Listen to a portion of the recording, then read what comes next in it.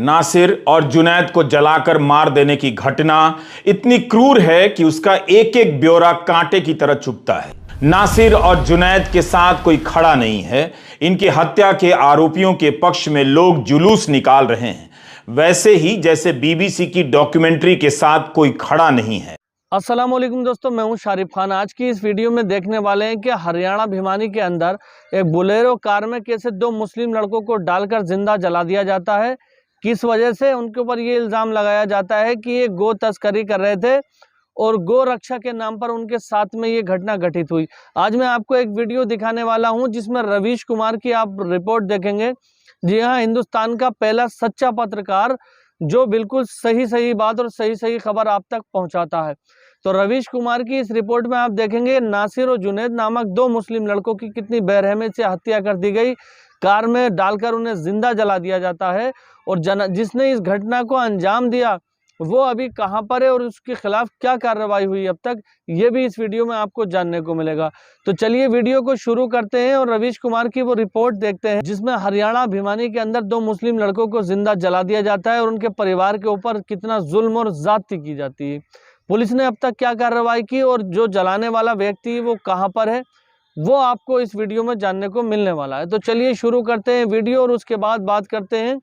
दोस्तों, वीडियो को लास्ट तक देखना, ये कोई आम वीडियो नहीं है, ये बहुत ही ज़्यादा ज़रूरी वीडियो है। आज की जानकारी अगर आपने मिस कर दी तो काफ़ी कुछ दुनिया की हकीकत, ये समझ लीजिए आप अपनी आंखों पे पट्टी डाल के और सो रहे हैं, आपको कुछ भी नहीं पता कि दुनिया में हो क्या रहा है। तो इस वीडियो को लास्ट तक ज़रूर देखना, हर एक पॉइंट को समझना बहुत ही ज़्यादा ज़रूरी वीडियो है। तो चलिए शुरू करते हैं वीडियो और उसके बाद बात करते हैं। नासिर और जुनैद को जलाकर मार देने की घटना इतनी क्रूर है कि उसका एक एक ब्यौरा कांटे की तरह चुभता है। हम आज एक ऐसे समय में हैं जो हर दिन अपनी क्रूरताओं को दोहराता रहता है। कोई ऐसा समय नहीं जो क्रूरताओं से खाली नजर आए। नासिर और जुनैद के साथ कोई खड़ा नहीं है। इनकी हत्या के आरोपियों के पक्ष में लोग जुलूस निकाल रहे हैं, वैसे ही जैसे बीबीसी की डॉक्यूमेंट्री के साथ कोई खड़ा नहीं है। मगर गौतम और विनोद अडानी के साथ सत्ता ही खड़ी नजर आती है। जो सवाल कर रहे हैं उनके साथ कोई खड़ा नहीं है। इन दो दृश्यों में कोई मेल नहीं, मगर दोनों दृश्यों को अनदेखा करने वाला एक ही है, मध्यम वर्ग। वह इस बात को नहीं देखता कि बैंक ऑफ बड़ौदा का सीईओ अडानी के बुरे वक्त में साथ देने की बात कर रहा है।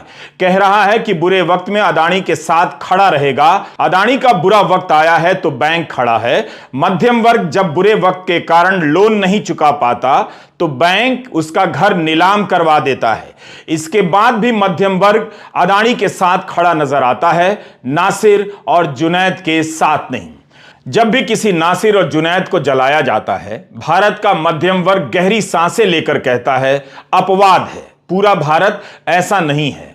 मध्यम वर्ग की इस उदासीनता और नासिर और जुनैद को मार देने की क्रूरता में कोई फर्क नहीं। उसकी उदासीनता से ही हर दिन हत्यारे पैदा हो रहे हैं। मैं जानता हूं कि यह कहानी मध्यम वर्ग भी नहीं देख सकता है, इसलिए मैंने इस घटना को सुंदर बना दिया है ताकि मध्यम वर्ग का ड्राइंग रूम गंदा ना लगे।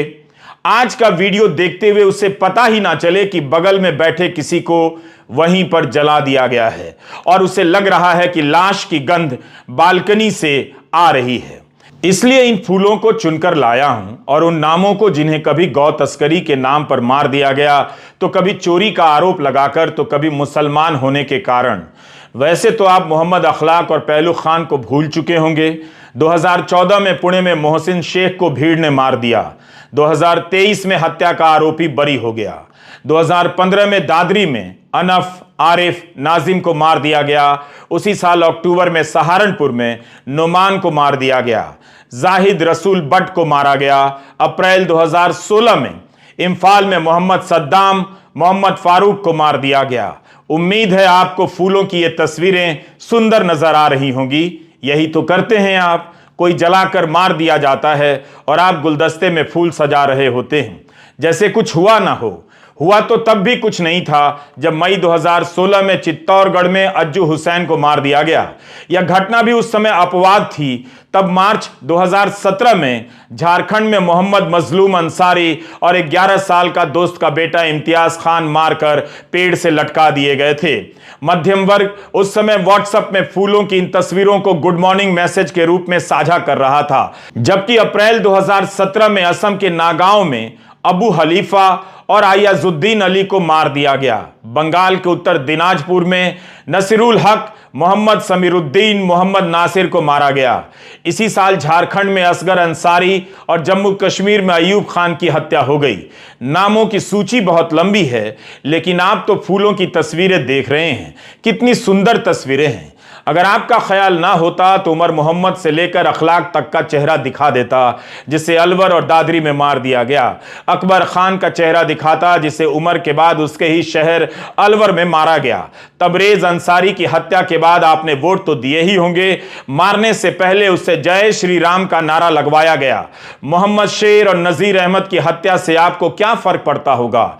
यह वो समाज है जो लाशों पर फूल चढ़ा आता है, मगर देखना ही नहीं चाहता कि हत्या के पीछे की राजनीतिक सोच कहां से आ रही है।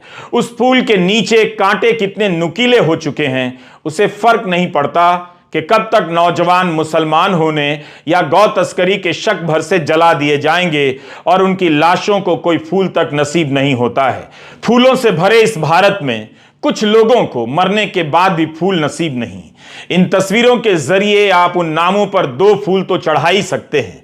आप बेशक फूल उगाएं, फूल ही तो उगने चाहिए, मगर बालकनी से नीचे झांक भी लीजिए कि नीचे गुजर रही लाश किसकी है, हत्या किसने की है, किस वजह से इनकी हत्या हुई है। यह ना कहा कीजिए कि नासिर और जुनैद को जला दिया जाना झूठ है। हत्याएं तो पेरिस और अटलांटा की सड़कों पर होती हैं, जहां लोग हत्या के बाद सड़कों पर निकल आते हैं। भारत में ना तो हत्याएं होती हैं, ना किसी को जलाया जाता है, ना मध्यम वर्ग सड़कों पर निकलता है। मेघालय के बीजेपी के अध्यक्ष अर्नेस्ट माउरी ने कहा है कि वे गौ मांस खाते हैं, बीफ खाते हैं। इस पर रोक नहीं है। बीजेपी यह बात जानती है। बीजेपी को इससे कोई मसला नहीं है। 2017 में जब मेघालय में चुनाव हो रहे थे, तब बीजेपी के एक नेता ने कहा कि अगर सत्ता में आ गए तो बीफ सस्ता कर देंगे। मूल्यों पर कंट्रोल नहीं होने के कारण बीफ महंगा है। अगर जीत गए तो बीफ की बिक्री को कंट्रोल करेंगे और दाम कम करेंगे। इस नेता का नाम है बर्नार्ड मरक। हिंदुस्तान टाइम्स में यह खबर छपी है। फिर नासिर और जुनैद को गौ तस्करी के आरोप में क्यों मार दिया गया? 2017 में गौ हत्या और गौ तस्करी का इल्जाम लगाकर कई हत्याएं हुई थीं। उसी साल केरल में चुनाव हो रहे थे। मल्लापुरम से बीजेपी के उम्मीदवार ने कहा, अगर जीत गए तो अच्छे बीफ का इंतजाम करेंगे। उन्हें पार्टी से तो नहीं निकाला गया। फिर नासिर और जुनैद को क्यों मार दिया गया? इसी साल बीजेपी के प्रदेश अध्यक्ष के राजशेखरन ने प्रणय रॉय से कहा था कि केरल में बीफ खाना कोई मुद्दा नहीं है और उन्हें इससे ऐतराज नहीं है। यह सब छपा है, आप भी निकालकर देख सकते हैं। 2015 में बीजेपी की राष्ट्रीय कार्यकारिणी की सदस्य शोभा सरेंद्रन ने कहा था कि बीजेपी केरल में बीफ की बिक्री और खाए जाने का विरोध नहीं करती है, लेकिन उनकी पार्टी इस बात का विरोध करती है कि स्कूल कॉलेजों में बीफ खाने का त्योहार मने, क्योंकि छात्र वहां पढ़ने जाते हैं, बीफ खाने नहीं। ऐसे कुतर्कों को भी मध्यम वर्ग ने नजरअंदाज कर दिया। इसके बाद भी हरियाणा में नासिर और जुनैद को गौ तस्करी के शक में पहले पीटा जाता है, पीट पीट कर अधमरा कर दिया जाता है और गाड़ी में आग लगाकर जला दिया जाता है।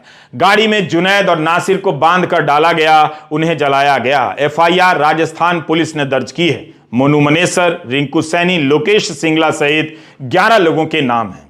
अदानी के खिलाफ आरोपों की झड़ी लग गई है, मगर छापे की कोई खबर नहीं।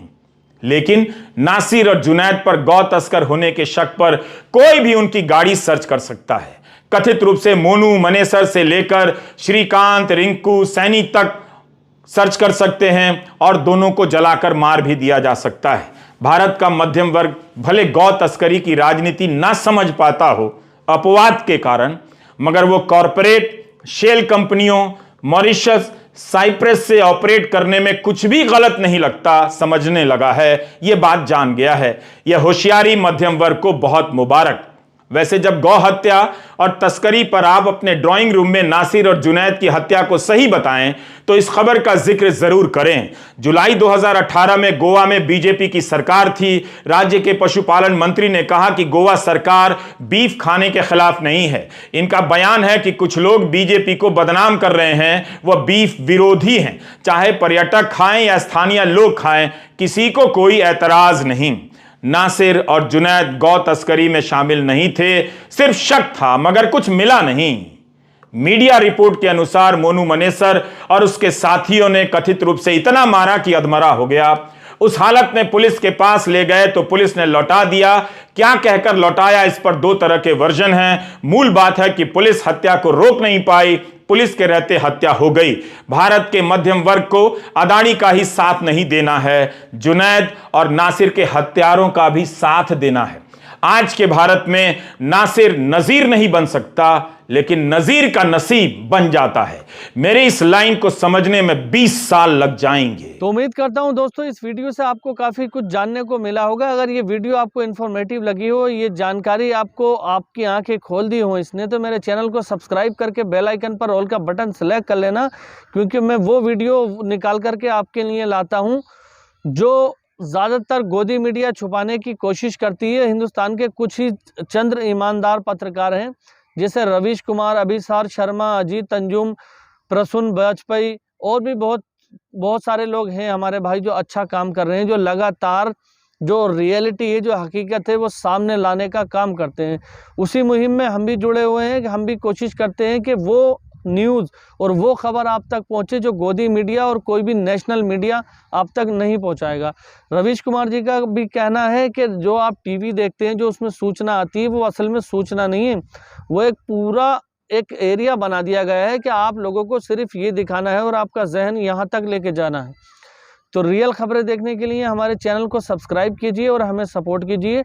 बाकी इंशाअल्लाह ताला इसी तरह की एक नई वीडियो के साथ बहुत ही जल्द आपके सामने हाजिर रहूँगा। तब तक अपने भाई को इजाज़त दीजिए, दुआओं में याद रखना और कोई भी ऐसा काम मत करना। गाय तो आप पालो भी मत, घर में भी मत पालो, मेरा तो ये निजी विचार है। इन सारी चीज़ों से दूर रहो, क्योंकि जो जितने आरएसएस और बजरंग दल के लोग हैं, ये मौका ढूंढते हैं कि किस तरह से विवाद फैलाया जाए, किस तरह से हिंदू मुस्लिम करी जाए। तो देश में शांति का माहौल रहना चाहिए। सभी लोगों से मेरी अपील है कि हिंदू मुस्लिम सब एक होकर के रहो। इंशाल्लाह फिर मिलूंगा इसी तरह की एक नई वीडियो के साथ। तब तक के लिए खुदा हाफिज।